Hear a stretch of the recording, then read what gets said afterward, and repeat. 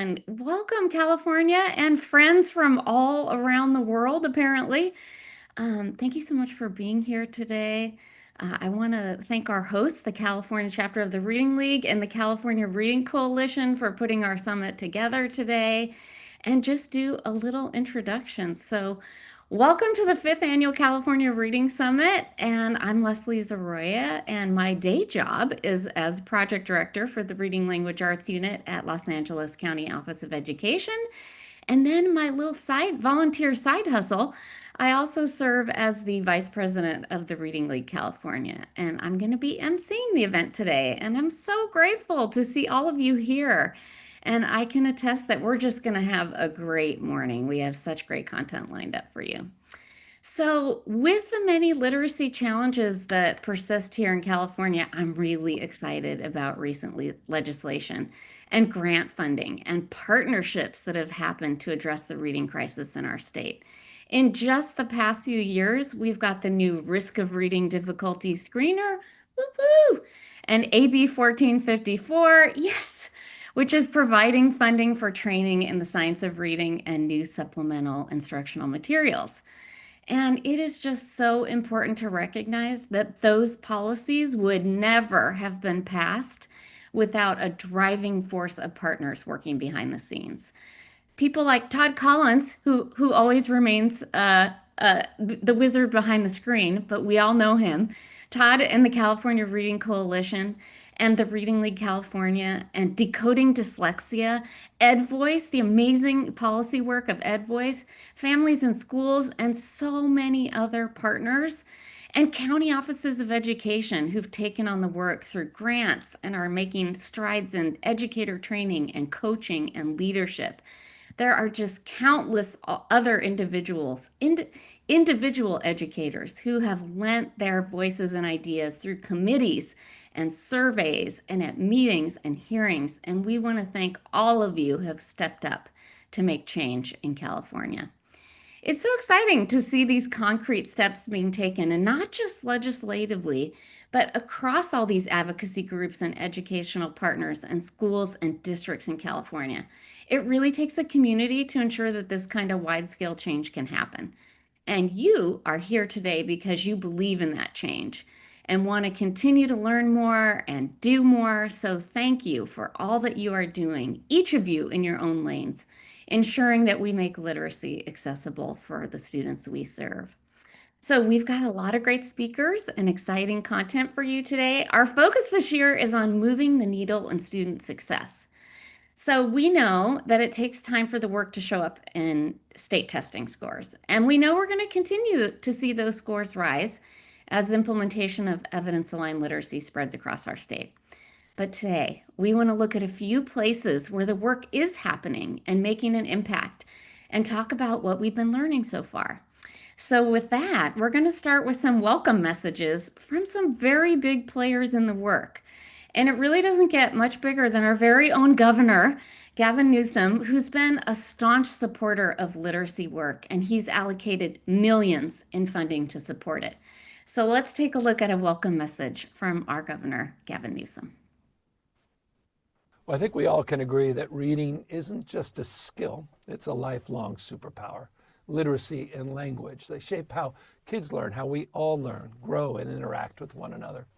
That's why the success we're seeing, particularly recently in California, is so important. Listen to this. You may have seen this over the course of the last few weeks when we announced new state test results, and they show improvement in every subject, in every grade level, and for every student group. Gains in English language art scores, in fact, grew 4 times faster than last year. And that's a result of your work as teachers, as district staff, as advocates.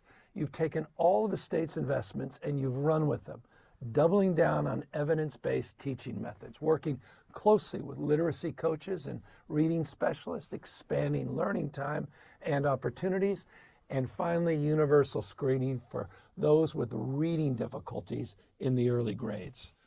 We're building a system so, kids get the support they need as soon as they need it, and from educators trained to deliver it. We all remember, at least many of us remember, as students, the panic we felt when a teacher was about to call on you, or at least you thought they were going to call on you, and you weren't sure you were going to get what they asked right, and you were thinking away through all the ways that you might just be made fun of, made me feel a little bit ashamed. Students shouldn't have to feel like that, particularly our children with reading difficulties and our English learners. And that's why we work so hard to give them the support they need to feel confident, whether it's strong literacy programs or free, healthy school meals without any stigma. It all adds up. It adds up to kids feeling safe, supported, and ready to learn. And this is the best part, we're just getting started with new evidence-based professional learning opportunities, new investments in that space, and efforts underway to update instructional materials based on the latest research. As these programs take root, we're going to see even more progress, more success, and a fair playing field for every child in California. So as your governor and as a parent of 4 young kids, I just want to say thank you. Thank you for your commitment, thank you for your care, and thank you for your belief in all of our kids. We so appreciate Governor Newsom's support, and I really do mean that. He wanted to be here in person, but with the special election a few days away, and things kind of a hot mess out in the world, he had other things which require his attention, which we can imagine.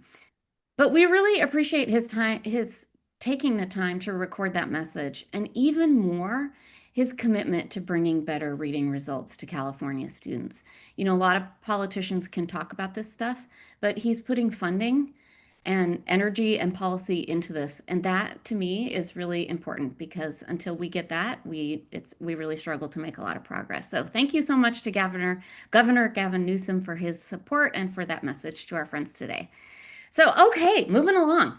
At this time, I'd like you to meet the president of our very own chapter of the Reading League, the California chapter of the Reading League. That's Sharon Dunn. So, Sharon, tell us a little bit about the Reading League California and how folks can get involved. Hi, friend. Hi. Hey, thank you so much, Leslie, and welcome everyone. I'm Sharon Dunn, president of the California Reading League, and we began this partnership with Todd Collins, also known as California Reading Coalition, last year, and we are so happy to be co-hosting the summit again this year. If you wouldn't mind, drop a yes in the chat if you're already a member of the Reading League California. I hope you are. Oh, look at all those members. Yay. Yay. Look at that. Awesome. Awesome. Great. Well, I wanted to let you know that we would like to double our membership this year. We have a huge state, and we want to support every teacher, administrator, advocate working to spread the science of reading. Our chapter hosts monthly knowledge events that are phenomenal and membership meetings. Our membership is to support evidence-aligned literacy work in schools and districts and to provide you with free tools, resources, and knowledge to do the very best you can for the students in our state. So please join us and become a sustaining member today. And it's your lucky day because we have a $5 discount for you. For just $35 a year, you can seize the moment and join the movement of the Reading League California in improving literacy outcomes for our state. So please use the discount code. I think Leslie might drop it in. I'll drop it in and become a sustaining member and be part of the movement. Now, it's my absolute honor and pleasure to introduce a legend. Dr. Maria Murray, founder and CEO of the Reading League National. She's just an amazing human and literacy advocate. She started this organization in her kitchen close to 10 years ago, and now there are nearly 50 states that have chapters. She's a nationally recognized expert in the science of reading, and Dr. Maria Murray is passionate about the prevention and remediation of reading difficulty. And her mission is to increase educator knowledge and the connections between research and practice. Maria, welcome, and thank you so much for being here. Thank you very much. Can you hear me okay? Yes. Very good. Good morning, California friends. Many of you are already my friends, and I'm going to make new ones today. I'm Dr. Maria Murray. I'm CEO of the Reading League, as you heard, and we're headquartered in Syracuse, New York. Our mission is straightforward yet powerful to promote the awareness, understanding, and use of evidence-aligned reading instruction. As a nonprofit, we function as a knowledge broker. We bring the discoveries of reading science to everyone who's committed to improving reading outcomes. So I'm absolutely thrilled and honored to kick off this incredible event. Each year, this summit has grown in influence and impact. And this year, many eyes are on you, California, because Governor Newsom signed the Evidence-Based Early Literacy Bill, AB 1454, into law on October 9th during the Reading League's National Conference in Chicago. So I got to see everyone from California just delighted and elated. With strong bipartisan support, the California Reading Bill passed unanimously in both the Assembly 80-0 and Senate 38-0. And as a result of the hard work, advocacy, and support for that, Governor Newsom allocated $200 million in the 2025-2026 state budget to fund evidence-based professional learning for your literacy and your educators. It's amazing. So with dozens of education and social justice groups behind it, California is inspiring others who are doing similar work in their states across the nation. Doesn't that feel amazing? It deserves a round of applause. I wish we were there in person. Can we get a round of applause?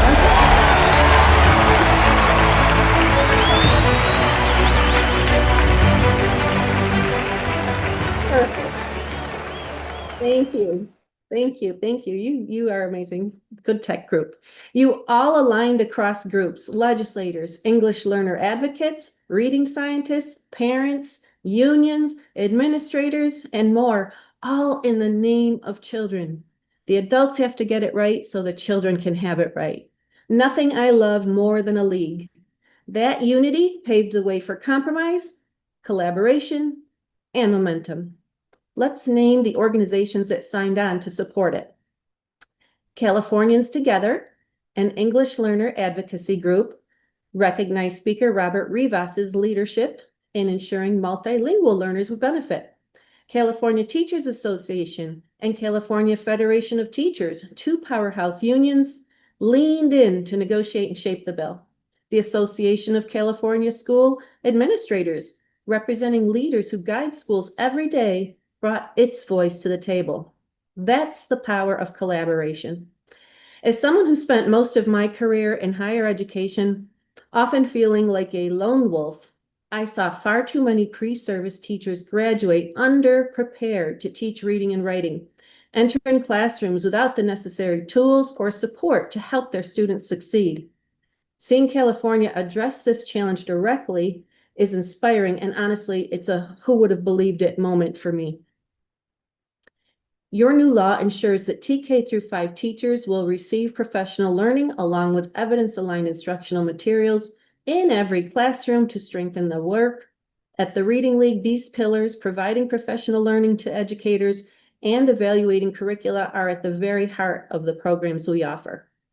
Your new law ensures that literacy specialists are prepared to support both teachers' knowledge and implementation of evidence-based literacy instruction. And the cherry on top, administrator credentialing. Leaders can effectively lead when they understand how reading works, why it sometimes breaks down, and what systems are required to prevent or remediate reading difficulties. You thought of it all, California. Bravo. I want to thank a few individual champions who drove it forward. Speaker Robert Rivas, Assembly Member Blanca Rubio, and Assembly Member Al Muratsuchi. Advocates poured themselves into this cause because their persistence and partnership are what this called for. Marshall Tuck and his team at EdVoice, Yoli Flores of Families in Schools, Megan Potente of Decoding Dyslexia, Kareem Weaver of Fulcrum, NAACP California Hawaii, and of course, Todd Collins of the California Reading Coalition. Fun fact, Todd comes from Syracuse. He hails from here, home of the Reading League National. I had the pleasure of meeting with him a couple of years ago during a visit to Syracuse, and I remember him telling me that this work must be presented to leaders as more than just an obligation. It's an achievable opportunity for them to improve reading outcomes once and for all. I love that. So to close, I would love to highlight the Reading League California. They attended weekly meetings, spoke at the assembly in support of the bill, spoke to legislators and urged them to pass it, worked with EdVoice to recruit members for the instructional materials review panels, and co-hosted 2 Q&A sessions with EdVoice. TRL California is your umbrella, your network, your league.